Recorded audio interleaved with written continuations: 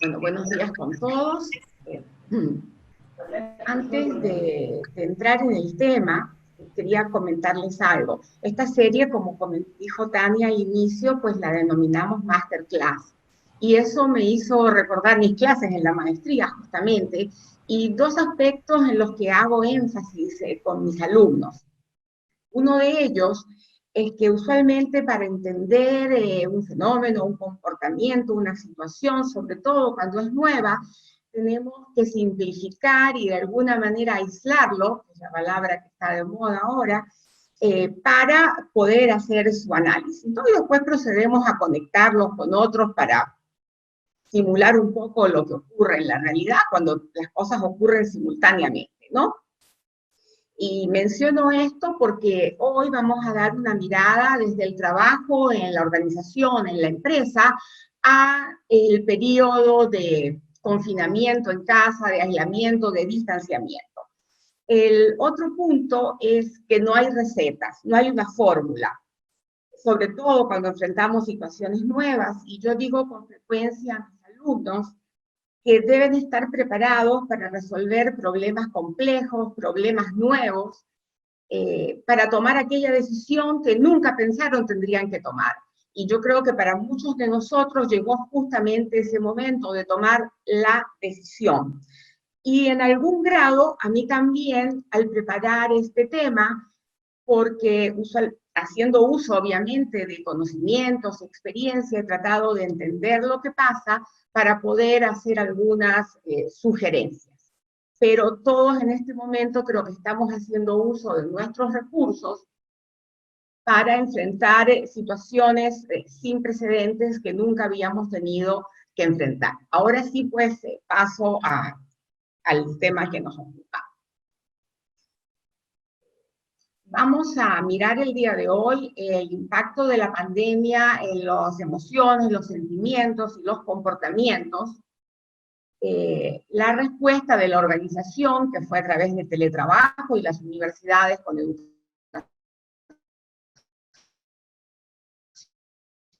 a la supuesta normalidad, las iniciativas personales y organizacionales para estos momentos, y luego compartir con ustedes algunas reflexiones y sugerencias que surgen de este análisis. ¿Qué emociones y comportamientos induce la pandemia? Realmente hay sentimientos tanto positivos como negativos producto de esta situación que apremia, que asusta, etcétera, ¿no? Y los positivos son compasión, benevolencia, y llevan a comportamientos llamados prosociales. Y ustedes deben haber visto en estas semanas ya que en la ciudad y en el país surgen iniciativas para ayudar a las personas más vulnerables a acceder a alimentos, fabricación o provisión o donación de equipamiento médico que está haciendo falta, etcétera. Esos son comportamientos prosociales. Y cualquier otro tipo de comportamiento de apoyo o ayuda o soporte de cualquier naturaleza que en este momento estemos proveyendo a la sociedad. Y aquellos sentimientos negativos o emociones negativas, como son el miedo, el disgusto y la ansiedad, que también surgen de manera natural ante estas situaciones, llevan usualmente a comportamientos antisociales, es decir, comportamientos de rechazo, de búsqueda del culpable, de atribución de culpa, de agresividad y, en casos extremos, de violencia también. Obviamente nos interesa a nosotros promover los comportamientos prosociales y reducir en la medida de lo posible, o reducir al máximo, aquellos comportamientos antisociales. Pero para eso debemos trabajar en los sentimientos y emociones de las personas. Para resolver el problema del contagio hemos tomado distancia, nos hemos aislado. Y a esto se lo ha llamado aislamiento social o distanciamiento social.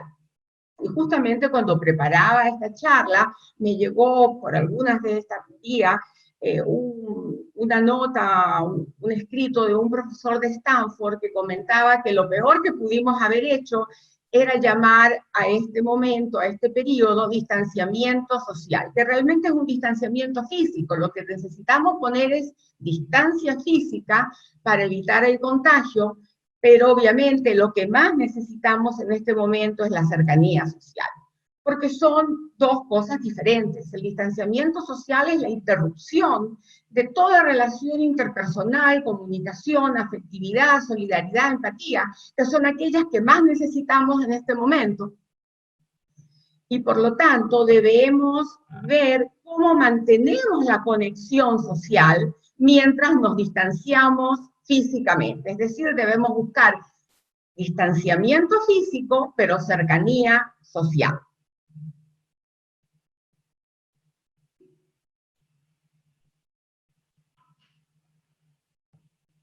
Para dar respuesta a este pedido de distanciamiento y aislamiento para evitar el contagio y también para aliviar un poco el sistema sanitario, el sistema de salud local, que no colapse, pues tomamos algunas respuestas organizacionales, ¿no? La mayoría de las empresas, teletrabajo, en las universidades teletrabajo para la parte administrativa y educación en línea, pues para la parte académica de formación. Sin embargo, por las circunstancias, esto se ha hecho de manera apresurada y sin sacar el máximo provecho realmente de los beneficios que pueden tener estas modalidades alternativas de trabajar en un caso y de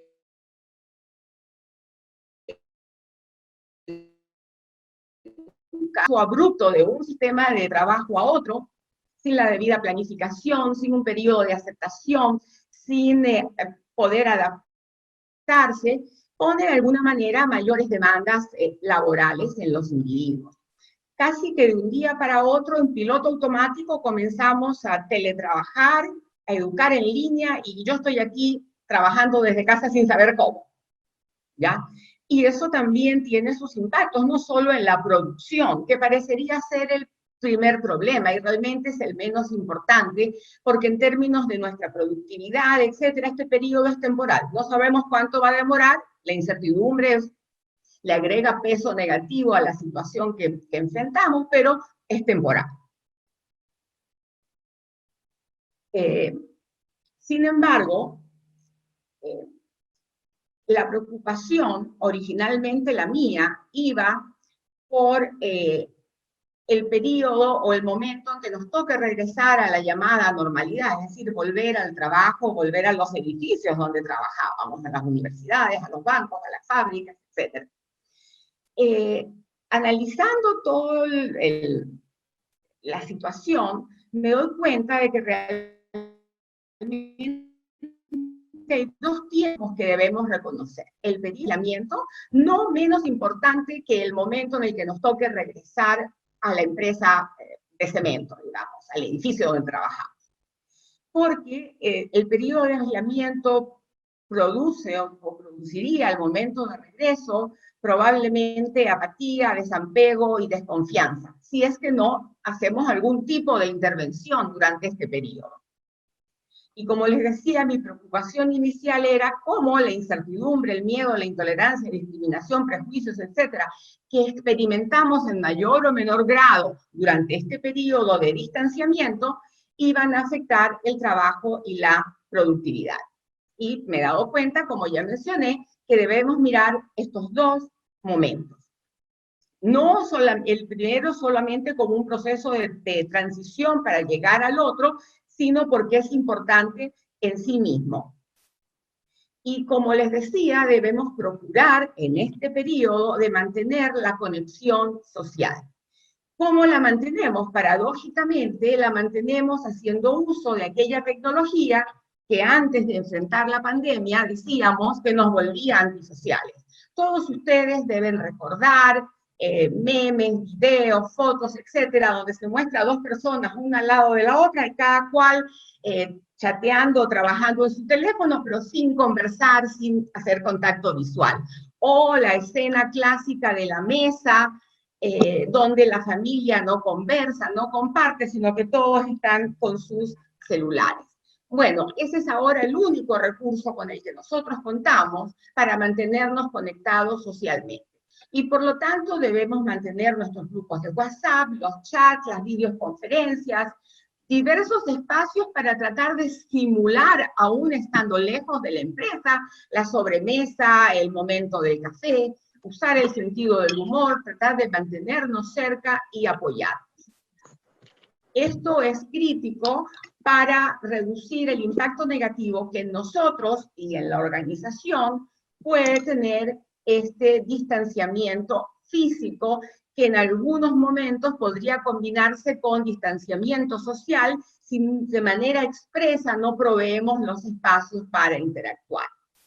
Sin embargo, esta no debe ser solamente una iniciativa de amigos y colegas, sino que debe ser una clara estrategia de la organización para proveer espacios virtuales, no exclusivamente para la tarea que hacemos en teletrabajo, sino para interacción formal,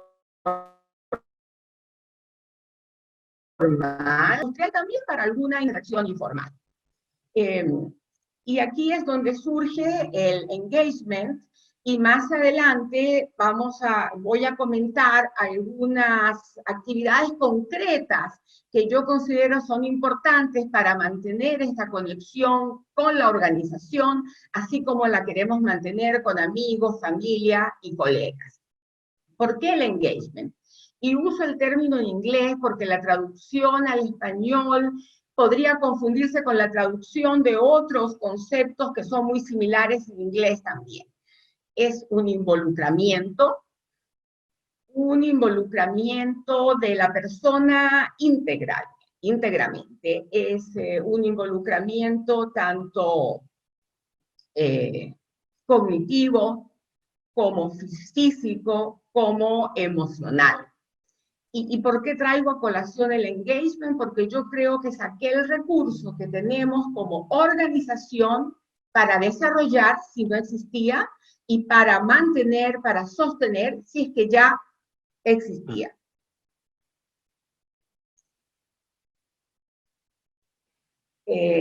Algunos autores ya hace años mencionaban que el engagement es el involucramiento de los colaboradores de la organización con manos, cabeza o corazón. Y es una manera muy fácil, muy intuitiva de entender qué se necesita. ¿Qué diferencia esto de otras actitudes, por ejemplo? ¿Cómo se diferencia esto de sentimientos positivos hacia la organización? Es nuestra participación completa en la organización para contribuir con el logro de las metas de la empresa. Y uso el término organización porque quiero que esto sea aplicable a empresas privadas o públicas, organizaciones con y sin fines de lucro, ¿no? Ustedes pueden irlo asumiendo desde aquella organización para la cual colaboran o dirigen. Lo importante, lo crítico, lo clave aquí es que este engagement, este involucramiento simultáneo de la persona con todos sus recursos en todas sus dimensiones, tiene impacto en el desempeño productivo y también impacto en el desempeño social. Es decir, en aquellos comportamientos prosociales dentro de la organización, que sirven tanto para apoyar a los colaboradores y que contribuyen además con el desempeño productivo.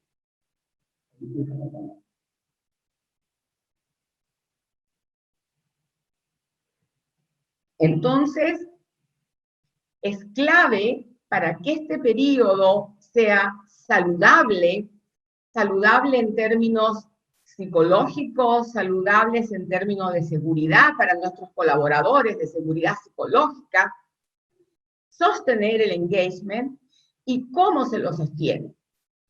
Uno de los antecedentes críticos del engagement es la congruencia de valores. Así que este es el momento crítico para las organizaciones para evidenciar que nuestro discurso es consistente con nuestras acciones. Eso es crítico, ese es el elemento clave. Y el otro es el apoyo organizacional permanente. Debemos como colaboradores percibir que tenemos soporte en todo momento. Y durante este periodo de aislamiento, no solamente con el equipo de computación, no solamente con la conexión a Internet, que tenemos el soporte para todas nuestras necesidades, y nuestras necesidades son aquellas laborales y personales, tanto cuando estamos dentro de la empresa, más aún cuando estamos afuera en una situación completamente anómala, en la que a más de aquellas emociones o sentimientos que se despiertan por la pandemia, cada casa, cada familia tiene necesidades particulares, tenemos familiares y las presiones que esta situación nos provoca. Como sugerencias o qué palancas podemos accionar dentro de la organización para lograr esto y tratar de sobrellevar este periodo, pero que además sea fructífero, proveer aquellos espacios de encuentro virtual que fomenten los valores y la cultura de la empresa. Es importante sobre todo por aquella congruencia de principios y de valores que se requerían para lograr el engagement. Y de alguna forma, estando lejos de la organización, reforzar el significado del trabajo, es decir, que no perdamos nosotros perspectiva de aquello con que contribuimos a la organización y por su intermedio a la sociedad, ni tampoco nuestra identidad con la organización, nuestra identificación con la organización.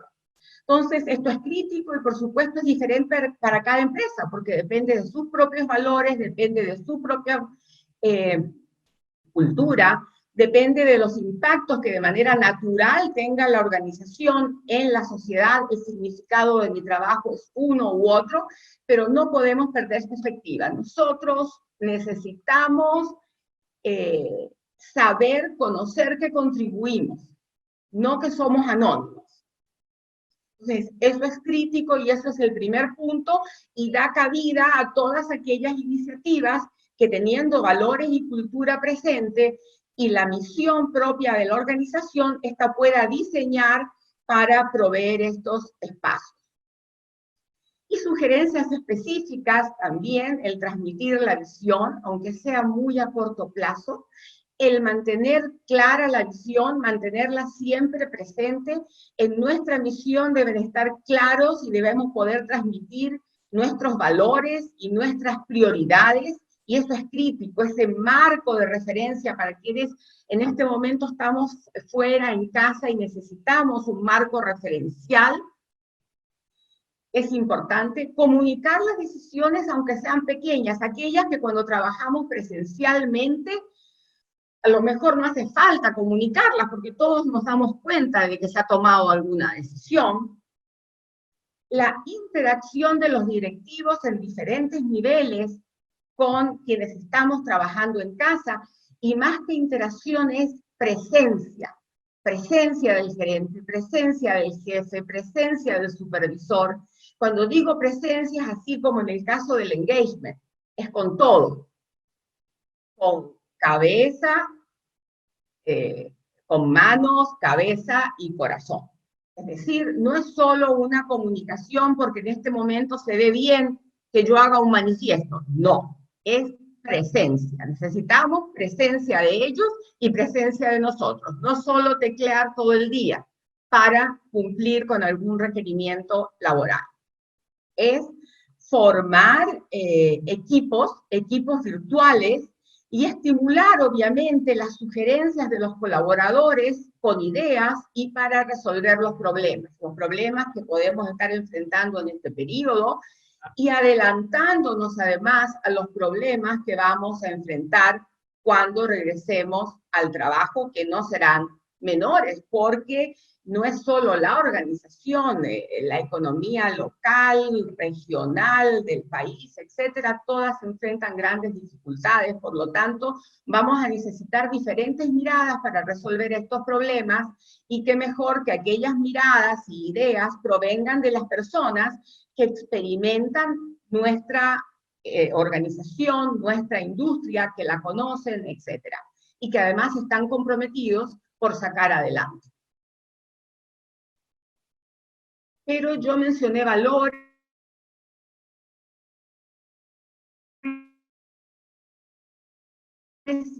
Es un cambio cultural. Debemos estar preparados para este cambio. Debemos estar preparados para irle dando forma.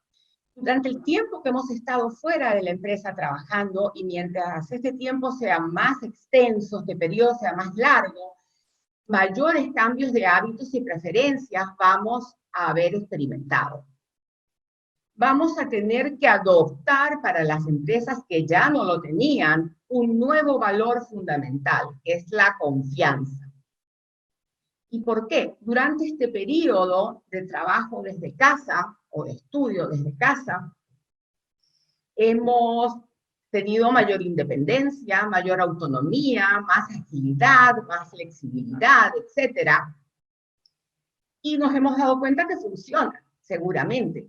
Y muchos nos hemos sentido más satisfechos que cuando estábamos en la organización en términos de tener esta autonomía y flexibilidad para trabajar. Entonces, al regreso, debemos procurar imbuir la confianza en la organización para que las relaciones entre pares y las relaciones entre jefes y subalternos de una y otra vía no se den exclusivamente por las jerarquías de poder. Y la confianza es crítica allí para que podamos continuar relacionándonos en el ámbito de trabajo sin que esta relación sea exclusivamente por las diferencias de poder existentes. Y eso nos lleva a un nuevo entorno donde el liderazgo, que usualmente se asocia con quienes tienen mayor jerarquía, está distribuido y además está integrado con la cultura y con el cambio. Esta no es una propuesta mía, realmente es una propuesta de Edgar Schein, que es uno de los estudiosos del tema de cultura organizacional, y antes de la pandemia, cuando otros cambios nos preocupaban en la organización, como la cuarta revolución industrial, la inteligencia artificial, etcétera, y todos estos grandes cambios requieren de una nueva mirada a la empresa y el entorno, y la propuesta de Schein era que cultura, liderazgo y cambio están integrados. Y analizando la situación que vivimos y la que podríamos estar experimentando al regreso, yo creo que esta es la propuesta crítica, es la que mejor se ajusta a un entorno más versátil, de cambios permanentes, y donde debemos estar preparados para el imprevisto y para responder con agilidad. Y responder de una manera que involucre a todas las personas, no de manera autocrática. Algunos de ustedes deben haber escuchado que en las crisis se necesita dirección y se necesita una sola voz a veces. Pero sí, pero eso es para crisis puntuales, es posible que funcione en un determinado momento. Pero para una crisis sostenida como es esta, y no se sabe por cuánto tiempo, eso no funciona. Porque eso realmente de alguna forma va en detrimento del bienestar de otros. Y no podemos permitirnos el lujo de generar malestar en nuestros colaboradores en estos momentos si queremos tener un retorno saludable, si queremos que este periodo de distanciamiento no tenga impactos negativos en los colaboradores y en la organización.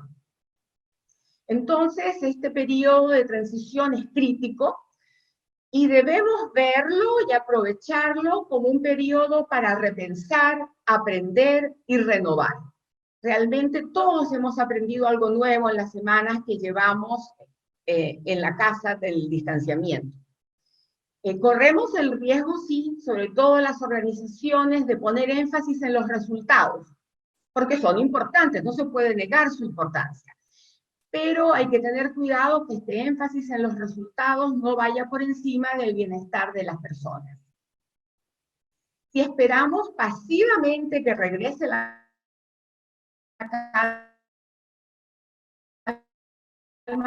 esto podría tener un costo elevado para nosotros como colaboradores y para la organización. Es importante la intervención, un poco con las sugerencias que hemos estado discutiendo, y no simplemente esperar que las personas trabajemos fuera de la empresa y regresemos en el momento que se diga que debemos volver pasivamente, sin haber tomado en consideración sus sentimientos, su parte afectiva, sin proveer esta conexión social y mantenerlas, y sin desarrollar este involucramiento integral del individuo. Muchas gracias y ahora pues puedo atender sus preguntas.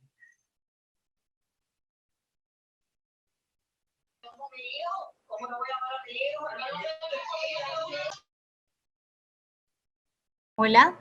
Bueno, muchísimas gracias a la doctora Lacio. Realmente nos ha dado algunas reflexiones muy enriquecedoras. Pienso que son bastante importantes para reflexionar como organizaciones lo que necesitamos hacer en estos momentos. Ahora vamos a dar paso a una sección de preguntas. También si tienen algunos comentarios que nos quieran compartir, lo pueden hacer a través de la opción del chat y los vamos leyendo. Les recordamos que por favor coloquen sus micrófonos en silencio para que podamos tener un mejor audio.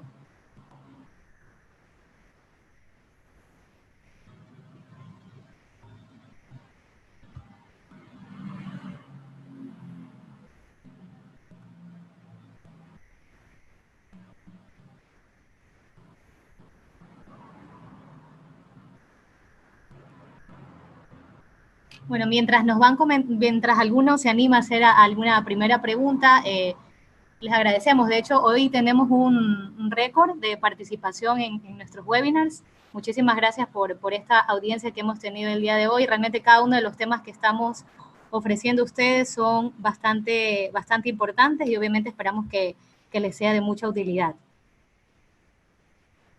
Me han enviado una pregunta por interno, Michelle. Quizás no se la pueda visualizar en el chat. Le consulta a la doctora. ¿Cómo piensa que las empresas ecuatorianas están respondiendo a este momento crítico para fortalecer este engagement con sus empleados? Gracias. No sabría claramente cómo lo están haciendo. Las preocupaciones son tan grandes desde el punto de vista de la empresa como desde las personas. Yo creo que en este momento nuestra mayor preocupación ha sido en el aspecto de salud, porque es la que sobresale, ¿no? Es obvio.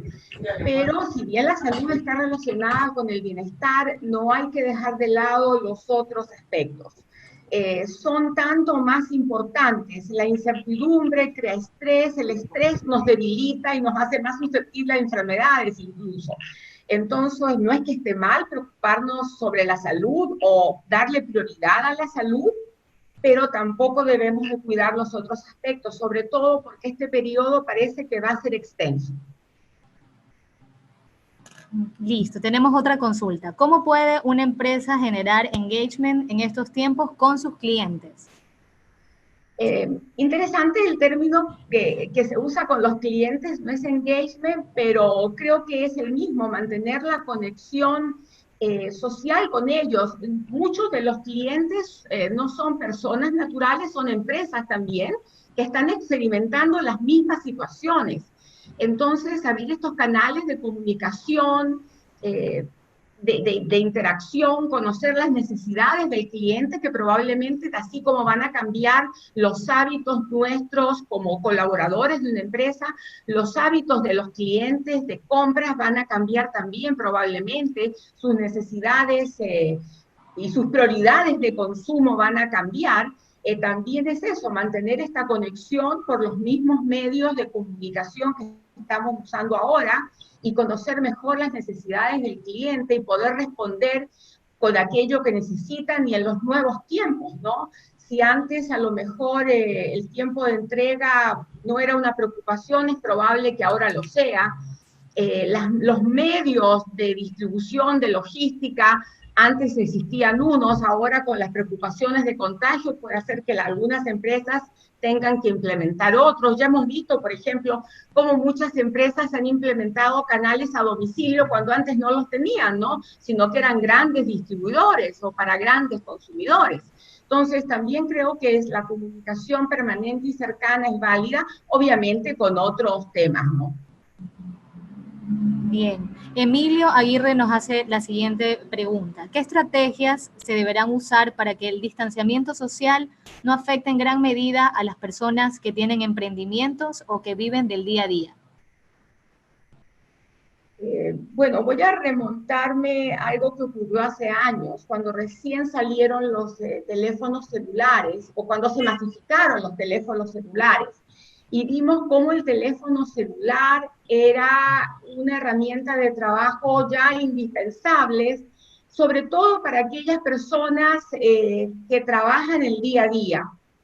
Y muchas de estas personas que trabajan el día a día no necesariamente tienen teléfonos inteligentes, algunas sí, otras no. Tal vez las empresas de telefonía deberían poner a su alcance o al alcance de todos teléfonos inteligentes y podríamos y también poner al alcance capacitación o algunas instancias de capacitación rápida para que estas personas que trabajan en el día a día también puedan hacer uso de la tecnología para mantener su trabajo, conocer dónde está la necesidad puntual y movilizarse o transportarse con las seguridades del caso a ese sitio y no necesariamente estar innecesariamente expuestos, ¿no? En el caso de los emprendedores, obviamente, dependiendo de cuál es el emprendimiento, también yo creo que los canales de comunicación para ofrecer sus productos o servicios por vía de redes sociales ha aumentado y podría aumentar aún más. Creo que realmente van a ser gran parte de la solución para que conozcamos de productos o servicios que a lo mejor antes no eran tan importantes como ahora, ¿no? Entonces, creo que ahí hay un mejor uso de la tecnología y las redes para hacer que productos y servicios lleguen al alcance de todo tipo de consumidores. Cuando usted me hablaba de la persona que trabaja en el día a día, también tenemos aquellos consumidores de bajos ingresos y tenemos que poner productos y servicios a su alcance. Creo que hay oportunidades para los emprendedores allí y para nuevos emprendimientos también.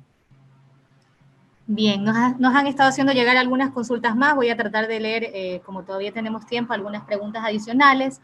Cintia nos pregunta, ¿cómo se puede reforzar a distancia la respuesta organizacional efectiva en una institución de atención de emergencias que abarca personal administrativo y operativo?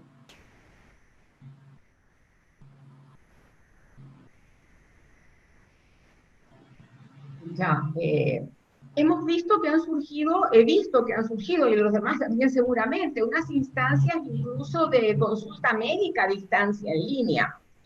Entonces, si se tiene una especie de call center, por darle un nombre, los técnicos me dirán, eso no se llama call center, pero me refiero a alguien que permanentemente esté recibiendo consultas y las derive apropiadamente, podríamos mantener esta vinculación.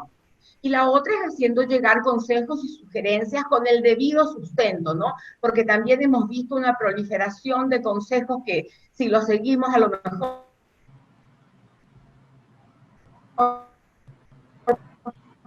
pueden ser con el debido sustento, compartir consejos y medidas que pueden facilitar el vivir en estos días complejos, ¿no? Perfecto. María Eugenia nos consulta, desde la parte de la agricultura, ¿qué recomendaciones podría dar para manejar el trabajo de los productores y el distanciamiento que hay que tener con ellos? Bueno, yo creo que se puede reanudar un trabajo, obviamente no va a ser el trabajo normal, porque si se requiere mantener distancia, se va a hacer más lento, probablemente la recolección, más lenta, perdón, la recolección de productos, si esta se hace con personas y no de manera mecanizada, ¿no? Pero eso es inevitable. Eso es inevitable y a medida que conozcamos que ya se han reducido los contagios, que el entorno es más seguro en términos del contagio y de las amenazas y los riesgos para la salud, se podrán ir retomando paulatinamente prácticas que mejoren la productividad, ¿no? Pero en este momento hay que reconocer que va a haber una productividad inferior. Yo creo que se pueden ir reanudando y hay que hacer caso honesto a las autoridades de salud, que son las que tienen la última voz en estos momentos, para cuál es la mejor manera de sin exponer a los trabajadores en términos de su salud, ir reanudando actividades, ¿no? Tenemos otra consulta referente a la modalidad del teletrabajo. Referente al cambio cultural, considero que esta es una oportunidad para las empresas de reforzar la modalidad del teletrabajo como una opción para el colaborador. ¿Cómo se podría trabajar ese cambio cultural para lograr acoger la modalidad del teletrabajo ya no como obligatoria, sino como una alternativa y obteniendo los mismos resultados? Efectivamente, yo creo que experimentar el teletrabajo en este periodo para unos puede ser una buena experiencia, darse cuenta de que sí pueden, y para otros a lo mejor no es una buena experiencia. Está claro que hay personas que se sienten mucho más cómodas rodeadas de sus compañeros de trabajo y que no se sienten cómodas trabajando aisladas. Yo creo que esta primera experiencia tal vez debemos monitorearla en la empresa, conocer para quién fue buena, para quién no, y entender por qué fue buena para unos y por qué no para otros. Y capitalizando sobre esta primera experiencia como un ensayo, como un experimento, ya planificarlo, si hay un buen número de personas dispuestas a hacerlo, ya con la debida planificación y recursos, ¿no? Por eso decía que este es un periodo de aprendizaje en muchos sentidos, ¿no? Y tomarlo como tal, aprender deja espacio a la prueba y al error, al fracaso, etcétera. Entonces, si lo tomamos así, podemos aprovechar esta instancia y analizarla para ver cómo podemos después adquirir esta nueva práctica. Perfecto, muchas gracias. Vamos a hacer dos preguntas más, algunas preguntas que queden todavía pendientes, igual con gusto se las podemos responder por interno. Antonio nos dice, usted recomienda confianza, pero sus empleados y empresarios tienen temor y eso crea desconfianza. ¿Cómo reducir el temor e incrementar la confianza? No entendí bien la pregunta. Usted crea confianza, pero sus... Dice, usted recomienda generar confianza, pero los empleados y empresarios tienen temor. Entonces, eso genera desconfianza. ¿Cómo reducirlo e incrementar esta confianza? De alguna manera reduciendo parte de la incertidumbre, y eso se hace con información. Por eso decía que es importante que haya información desde la empresa a los colaboradores, que no cerremos ese canal y que no sea información instrumental solo para la tarea que realizamos en teletrabajo. Eso disminuye la incertidumbre en algún grado. Sabemos que no se va a poder reducir en el 100%. Y sí, el empresario, el gerente tiene temor, pero sabe que si el temor no puede paralizarlo.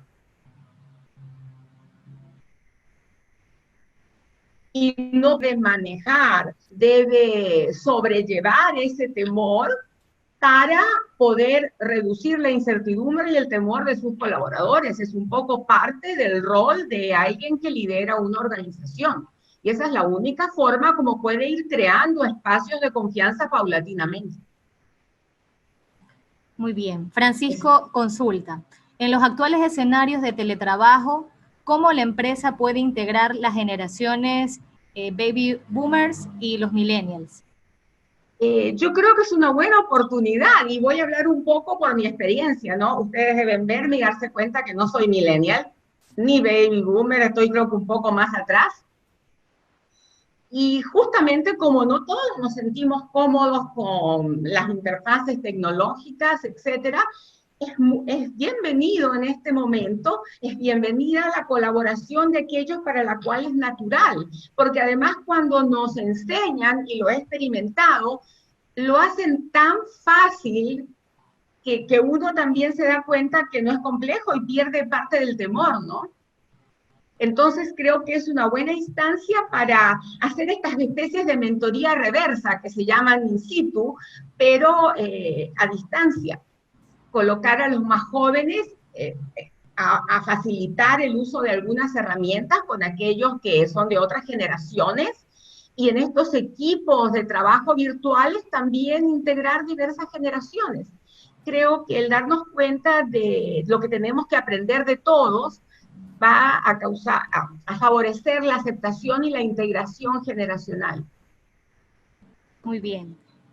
Voy a hacer una última pregunta que nos hace Maffer. Para las empresas que hacen gestión comercial coordinando visitas a sus prospectos, ¿cómo lidiar con el rechazo que se pueda generar para aceptar nuevas visitas? Visitas en persona, visitas físicas. Sí.